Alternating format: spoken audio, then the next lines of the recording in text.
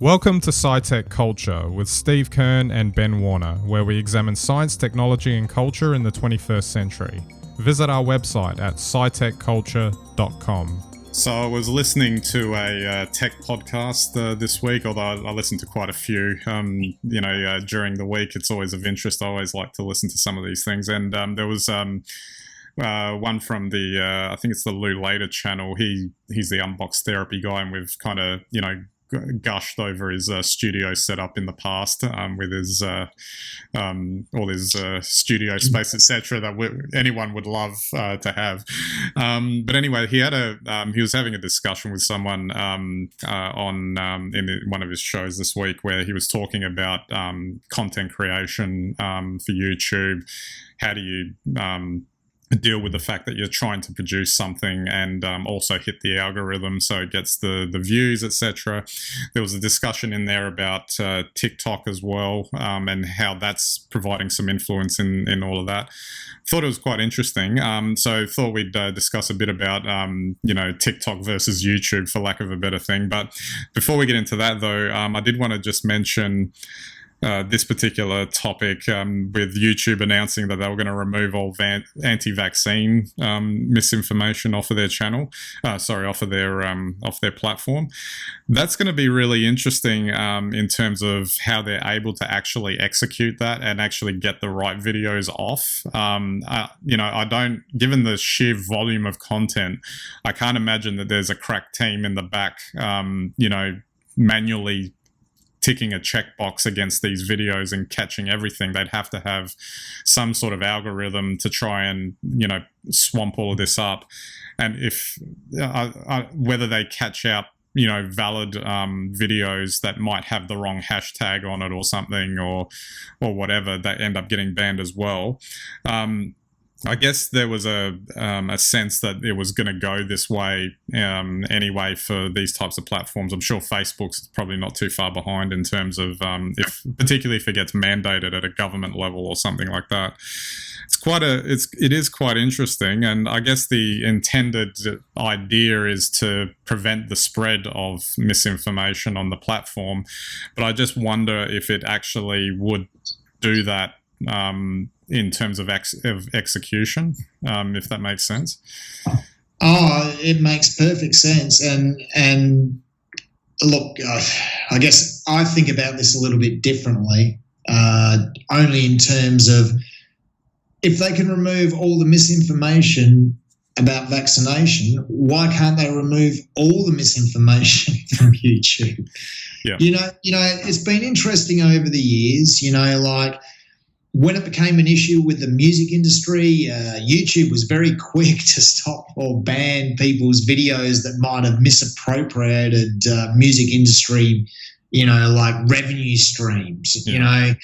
Now, because vaccination's an issue, very quick to be able to remove misinformation about that. But meanwhile, if you want to put up misinformation about anything else, go ahead. YouTube's happy to monetize it. I find this a very perplexing issue. By the way, I am all for taking off, misinformation about vaccination, but I do not understand why governments around the world keep giving the socials free kicks and then let them be very slow to react to something that they can obviously do if they really want to. And, to me, this from YouTube, this is quite a hollow act. Yeah, I mean, like, just picking up on one of your points, like, obviously I'd be happy for the anti-vax misinformation to be pulled down. It's just that, like I said before, I just have real trouble understanding how they could execute this perfectly anyway. And like you said, there's so much other crap that's on there that leads people down misinformation rabbit holes. Pick any conspiracy theory you like, really, and or amongst anything else that could be on there. It's fascinating, and it just smacks of reaction, and because so much noise has been made out of it, for lack of a better term. I agree with you, but it comes back to the simple fact that socials are not realised as publishers. The person who puts it up is the publisher. It's ridiculous. Absolutely. Well, sticking with YouTube, maybe they're under threat here, Steve. There was a report that we were reading off of the BBC that TikTok. They did some, metrics, and it seems in the US and UK that users are spending more time on TikTok than on YouTube. However, YouTube still remains in the top spot for overall time spent, presumably because the videos are longer, I would think. But I guess it kind of brings up this whole idea of where TikTok and YouTube are kind of sort of going at each other. You can't sort of deny at this point YouTube is still the dominant video platform. I don't think anyone's denying that. But TikTok has created another type of video platform market, very short form, that is really delivers those dopamine hits to just keep scrolling, keep watching the next one, just keep watching the next one, and it's getting the user base. So even though YouTube might have, it's probably got billions probably of users simply because it's been there for such a long time. TikTok's getting up there as well, with the article suggesting around 700 million users, and that's just outside of China where TikTok comes from. I don't know. I just going back to what I mentioned before about listening to that podcast earlier. They were discussing that this trend towards short form content that's on TikTok, and how YouTube, to compete with it, has created its own shorts category, where 1 minute videos can go up and all that sort of thing. And for content creation, it can be dispiriting because you're fighting an algorithm, to try and get the views, or working with it, depending on if you want to look at it more positively. And then you've got this sort of injection of the short form content on platforms like TikTok, and it seems like YouTube is picking some of this up as well, that you're having to create this type of, very short piece of material that doesn't really have much weight to it. It can't, because it's just not long enough, other than being a funny joke, a funny line, or maybe at best you might get one idea across in 60 seconds kind of thing. And what does that mean if the vast majority of the audience is consuming this as, like, say, one of their primary forms of entertainment or information? Yeah, look, it's incredible, but I think it's really just it shows you how rapidly tech evolves. YouTube, even though it's got mobile, like apps now, is still very much a browser based. And we all remember when you couldn't get more than 10 minutes of, YouTube in a clip. And then they went to longer. And, they really were competing, I guess, with more traditional forms of media right from the start. So the format itself is a longer form.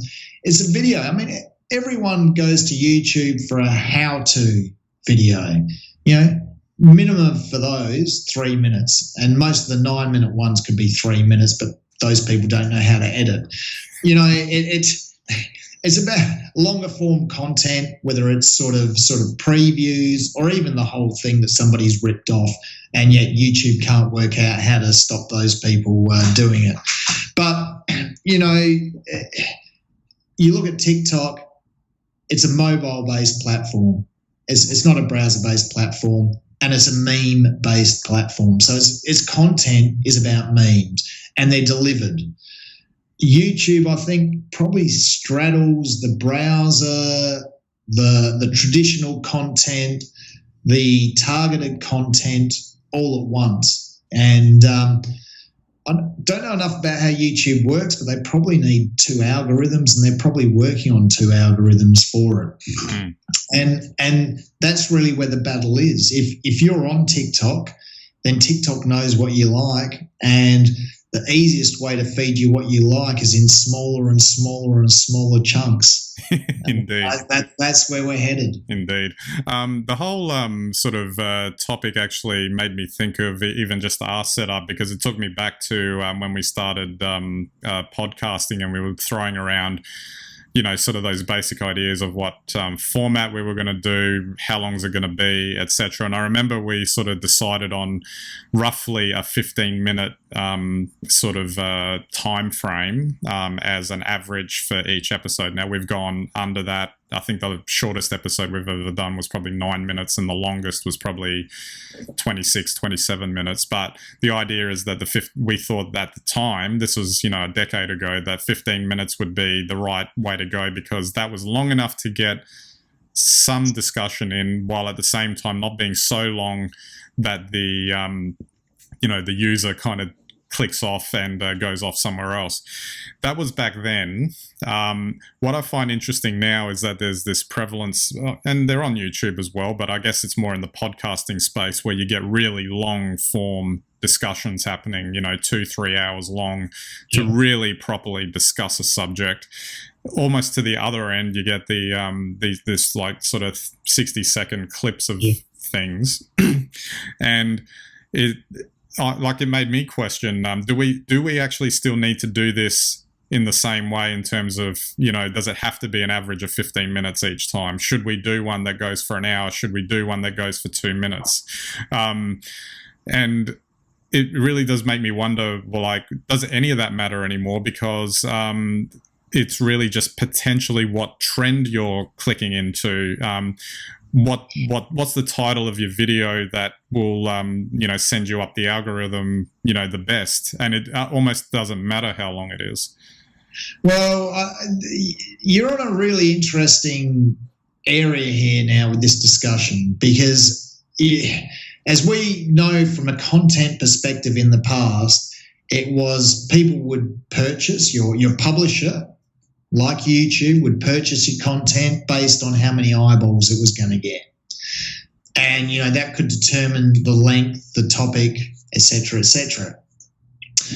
Now, YouTube and TikTok are so big, they'll take anything, because if it gets 3 eyeballs, it's 3 eyeballs plus the 30 million that the other clip got. So, that's an extra 3 cents or whatever it is to their coffers, and that's okay, because it costs them nothing. With TikTok, what you can see is if you have a 10-second clip, you can put a 5-second ad in between or whatever. And so that would mean that, you can potentially get, if they're all 10-second clips, for instance, with 5-second ads, you get 4 ads away per minute. You've probably noticed on the longer YouTube clips now, YouTube just dumps an ad right in the middle, wherever it sees fit, unless, of course, you subscribe.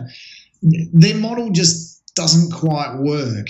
And so actually the long clips aren't paying off for them anymore. So the push will be naturally for YouTube to get shorter, or create a channel with shorter content. And, I even think now music videos, which were probably still are very lucrative for YouTube, are probably even still a little bit for an algorithm on the long side. You want your clips to get down under a minute, preferably under 30 seconds. You get a couple of ads away in between clips, you're starting to make real bucks. And remember, there's not people making these decisions anymore. The algorithm's just doing it for itself.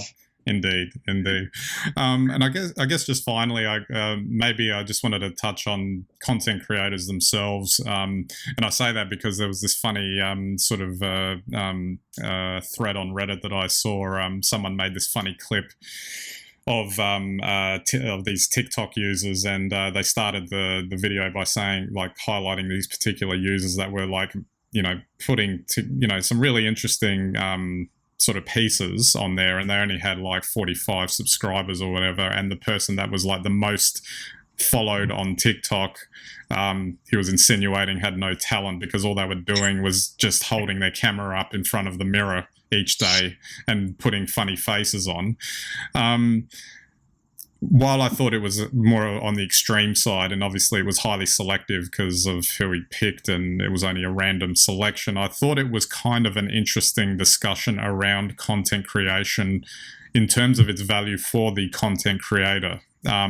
Because, and I guess this goes back to the age-old sort of discussion around art versus commerce, etc. You want to be able to create something that you want to put out there, but that doesn't necessarily mean it's going to get rewarded by the algorithm. And it would seem that in a lot of instances, you'd have to put up rubbish effectively to get those kinds of views, which I thought was kind of an interesting sort of take on it. That's kind of simplified. I don't think that happens in every instance, and I'm sure that there's content creators who do actually really good stuff that also get noticed, etc. But I thought it was an interesting thing that if you do the lowest common denominator type content, that you're likely to shoot up to the top. Oh, I completely agree with you. And look, the whole point is that content's become disposable. As I said before, once upon a time you made good content because that guaranteed you the eyeballs. That is the traditional media model. Now it's just filler.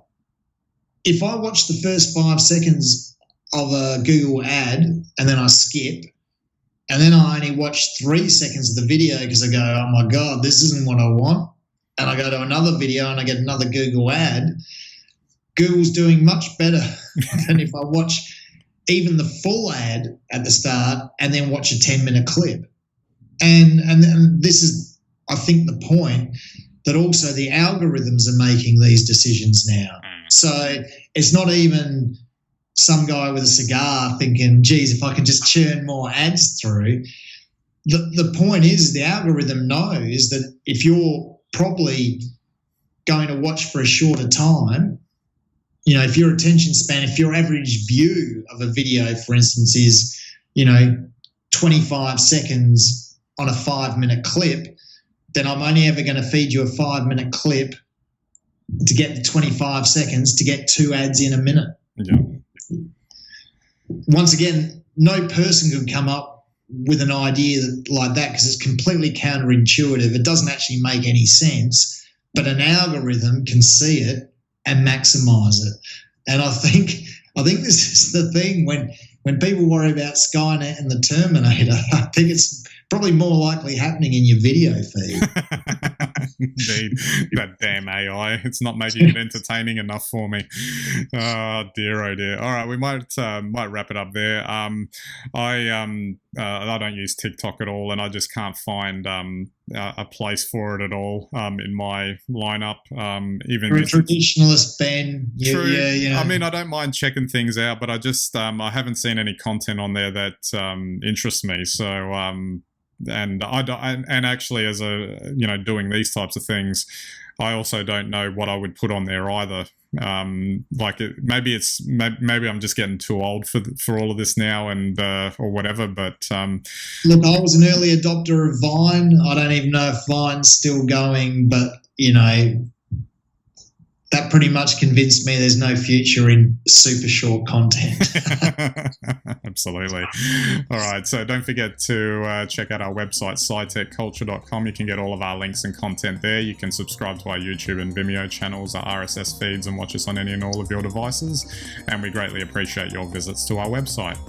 All right. So that's it for this episode. We'll catch you next time.